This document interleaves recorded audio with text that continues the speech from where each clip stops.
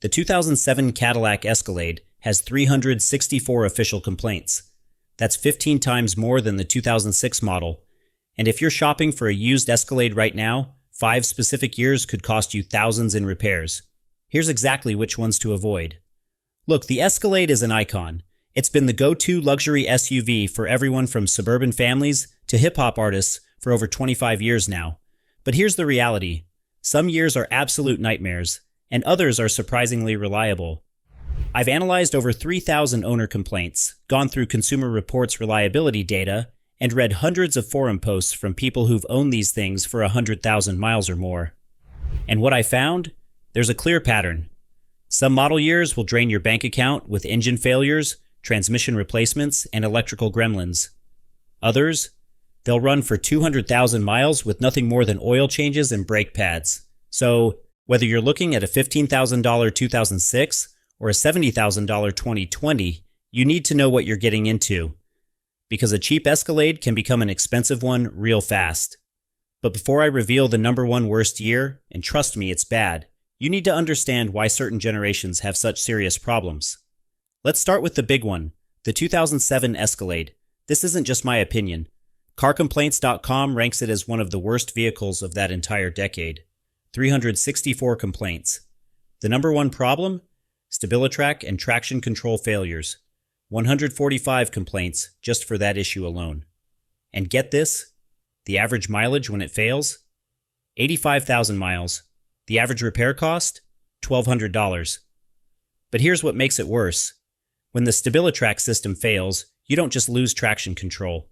The car goes into reduced engine power mode. You're driving down the highway and suddenly you've got no power. One owner on Reddit put it perfectly.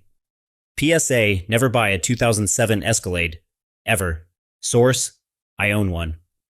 That post got 2,300 upvotes. Consumer Reports gave the 2007 a 2 out of 5 for reliability. Below average doesn't even cover it. And what's crazy? The 2006 model has 24 complaints. The 2008? 91. So it's specifically 2007 that's the disaster. And wait until you see what happened to 2009 and 2010 owners. The repair bills are even worse. The 2009 and 2010 Escalades have what might be the most expensive problem in the entire history of this vehicle. Active fuel management lifter failure. Here's what happens. GM added this system to save fuel by shutting down half the cylinders when you don't need full power. Great idea on paper, catastrophic in practice. The lifters collapse. You start hearing a ticking noise. Then the check engine light comes on. And if you keep driving, complete engine failure. The repair cost? $4,000 to $5,000. Some owners report paying $8,000 for a full engine replacement. One owner wrote, AFM system destroyed my engine at 82,000 miles. $5,200 repair on a vehicle I paid $35,000 for. And it's not just a few unlucky people. Forum surveys show 93% of 2009 to 2010 owners experience engine issues by 100,000 miles. 93%. Motor Trend called it a ticking time bomb back in 2010.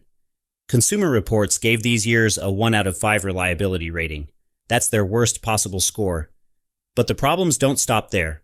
2015 has an issue that'll cost you $2,500, and I'll tell you exactly what to look for. The 2015 Escalade, first year of the new generation. Beautiful interior, way more luxurious than the previous model, and an air conditioning system that fails at an epidemic level. 294 complaints, 89 of them specifically about the AC blowing. Hot air. Average mileage when it fails? 52,000 miles. That's barely broken in for a vehicle like this. The repair cost? $1,800 to $2,500. One owner in Arizona wrote, AC stopped working in summer. $2,100 fix on a $75,000 SUV. Edmonds said it perfectly. The air conditioning failures are unacceptable for this price point. But let's talk about the 2002 and 2003 models too. These have a different nightmare, transmission failures. The 4L65E transmission in these years is notorious. Slipping, hard shifts, complete failure. Average repair cost? $3,200 for a rebuild. Consumer Reports ranked the 2002-2006 generation as 2 out of 5 for reliability and specifically called out chronic transmission and electrical issues. 201 complaints on the 2002 alone. Now here's the thing nobody talks about. Even the good years have one common issue that'll cost you if you're not careful. So we've covered the absolute worst. But there are other years you need to be careful with. The 2021 and 2022 diesel models. GM put a 3-liter Duramax diesel in these, and it's been nothing but problems. EGR cooler failures, DF system faults. Repair costs, $3,000 to $6,000. One owner said, "My 2021 diesel has been in the shop 6 times in 18 months. Traded it in and took the loss." Good news though, GM discontinued the diesel for 2022 and 25. So if you're looking at current generation, stick with the gas V8. 2017 is another one to avoid. Consumer Reports gave it a 2 out of 5, which is weird because the 2016 and 2018 are both rated 3 out of 5. Something happened specifically in 2017 that tanked reliability. Years to approach with caution. The 2004-2006 models still have transmission issues, just not as severe. The 2008 had first-year redesign problems. And the 2011-2012 still deal with AFM issues, though not as catastrophic as the 2009-2010. Here's a pattern I noticed. Every first year of a new generation has above-average problems. 1999, 2002, 2007, 2015, 2021, first-year models averaged 240% more complaints than the second year. That's across all 5 generations. Coming up, I'll tell you the absolute best years to buy if you're shopping used. You don't want to miss this part. Okay, enough doom and gloom. Let's talk about which years are actually solid. If you're on a budget under $20,000, the 2006 is your best bet from the older generations. It got the upgraded 6.2-liter engine with 403 horsepower. It's the best of the second generation, and while it's still not perfect, it's way better than the 2002-2005.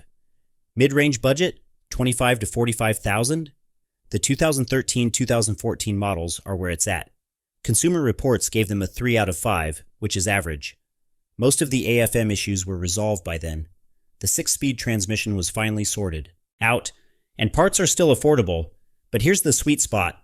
The 2018-2220 models, especially the 2020.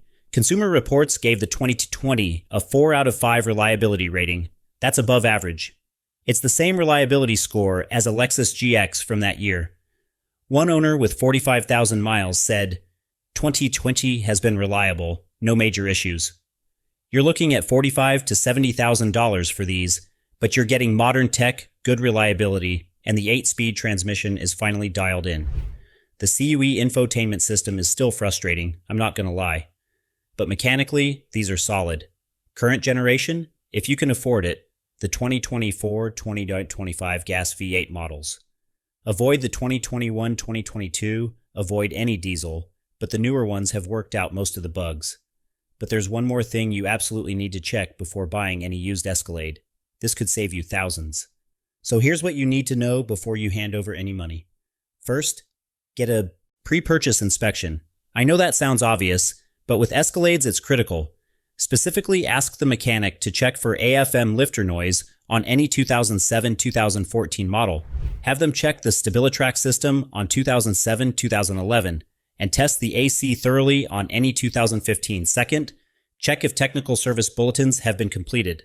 The Stabilitrak TSB for the 2007, the transmission software updates for the 2015-2016 model year. These should have been done by now, but not all dealers are great about it. Third, if you're looking at a 2007-2014, ask if it has an AFM delete kit installed. Some owners have paid $800 to $1,200 to disable the system entirely. It reduces fuel economy slightly, but eliminates the lifter failure risk. Fourth, seriously consider an extended warranty on anything from the 2007-2014 generation. It'll cost $2,500 to $4,500, but it's worth it. Extended warranty claims in these years spiked 40% compared to the 2015-2020 models. And finally, avoid first-year models of any generation. Just wait 1 year. Let other people be the guinea pigs. The bottom line? The 2007, 2009, 2010, and 2015 are the ones to absolutely avoid. The 2020 is probably the best used buy right now for reliability and value. So what year Escalade do you own? Drop it in the comments and let me know if you've dealt with any of these problems. Your experience might save someone from making a $40,000 mistake.